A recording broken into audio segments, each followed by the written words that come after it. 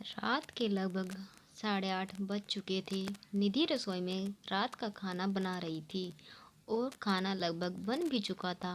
केवल दाल में तड़का लगाना ही बाकी था। वैसे भी आज उसने हल्के फुल्के दाल चावल ही बनाए थे। दोपहर में कुछ मेहमान आए थे, इसलिए पनीर और छोले दोनों की ही सब्जी बनी थी, तो रात में हल्का फुल्का ही ठीक रहता है। अभी निधि यह सोच ही रही थी कि सास ममता जी ने रसोई में प्रवेश किया। बहू शिल्पा के सास ससुर आने वाले हैं, फटाफट से खाना बना दो, कुछ बढ़िया सा बना देना। आखिर समधी आए हैं, कोई कंजूसी मत करना। ऐसा ना हो कि कल को शिल्पा को दो बातें सुननी पड़े। मैं जरा सोफे के कवर बदल देती हूँ। निधि के जवाब की प्रतीक्षा किए बिना ही सास ममता जी बाहर चली गई, क्योंकि वह जानती थी कि निधि सब कुछ संभाल लेगी। लेकिन ममता जी की बात सुनते ही निधि को 10 दिन पहले की घटना याद आ गई और ना चाहते हुए भी उसका मन एक बार फिर दुखी हो गया। दरअसल ममता जी की आदत है, वह अपने रिश्तेदारों का स्वागत बहुत ही अच्छे तरीके से करती है। लेकिन अक्सर जब निधि के घर से कोई भी आता तो उन्हें उचित सम्मान नहीं देती है। जब भी निधि के घर से कोई आता तो ममता जी अक्सर मुंह बना लेती है। कभी अच्छे तोहफे न लाने का ताना देती है, तो कभी यह ताना देती है कि बेटी के घर यूं रोज रोज नहीं आया जाता। कभी बची हुई मिठाई उनके आगे रख देती है, तो कभी कोई ऐसी बात जो निधि को दुखी कर देती है। लेकिन पिछली बार तो हद ही हो गई। जब निधि के माता पिता अचानक बिना किसी को पूर्व सूचना के आ गए, तो ममता जी ने दोबारा खाना ना बनवाकर दाल को पानी डालकर पतला करने का आदेश दे दिया और दोपहर की पड़ी हुई सब्जियों में छोंक लगाकर गर्म करने को कह दिया। रायते में तो वह खुद ही पानी डालकर चली गई। केवल खाने पीने में ही नहीं, अक्सर वह अपनी बातों से भी यह बता देती है कि निधि के परिवार में से किसी का भी यहाँ आना उन्हें पसंद नहीं है। वहीं दूसरी तरफ अगर उनकी बेटी के ससुराल से कोई आता तो 36 तरीके के व्यंजन बनाए जाते हैं, उन्हें पूरा सम्मान दिया जाता है। आज भी जब उन्हें पता चला कि उनकी बेटी के सास ससुर आने वाले हैं, तो उन्होंने निधि को बढ़िया खाना बनाने का हुक्म दे डाला। हालांकि बाकी हर तरीके से ममता जी का व्यवहार निधि के प्रति बहुत अच्छा रहता है, लेकिन न जाने क्यों जब भी बात निधि के परिवार की आती है तो उनका व्यवहार बदल जाता है। बस यही सब सोचकर आज निधि की आंखें भर आई।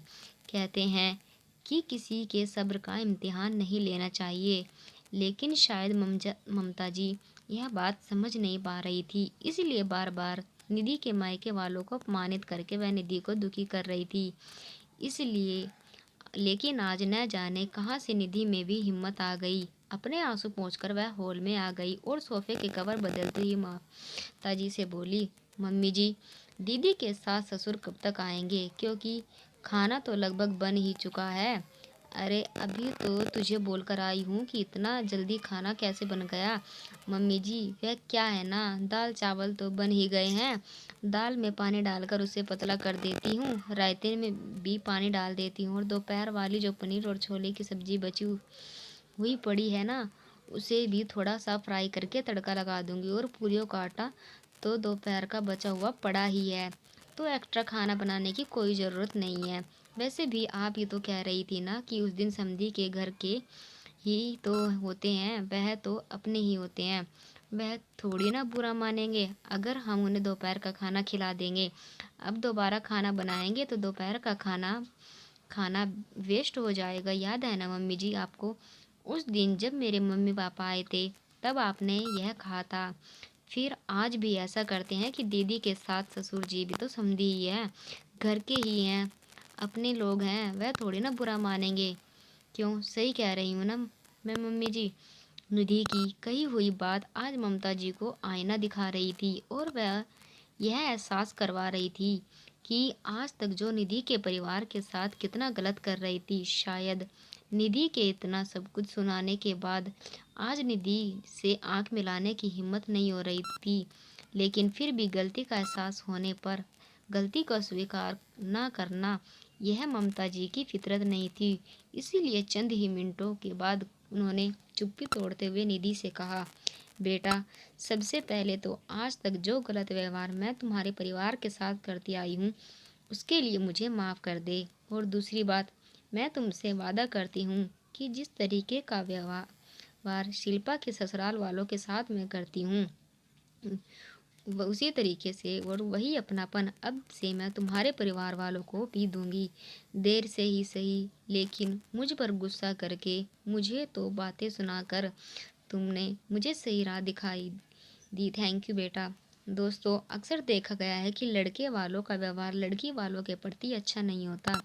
उन्हें उचित सम्मान नहीं दिया जाता, जबकि जिस माता पिता ने अपने आप को जिगर का टुकड़ा दे दिया है, उनका सम्मान तो अत्यंत आवश्यक होता है। लेकिन फिर भी हमारा यह समाज न जाने क्यों उनकी अवहेलना कर बैठता है। इस विषय पर आपके क्या विचार और आपको यह कहानी कैसी लगी?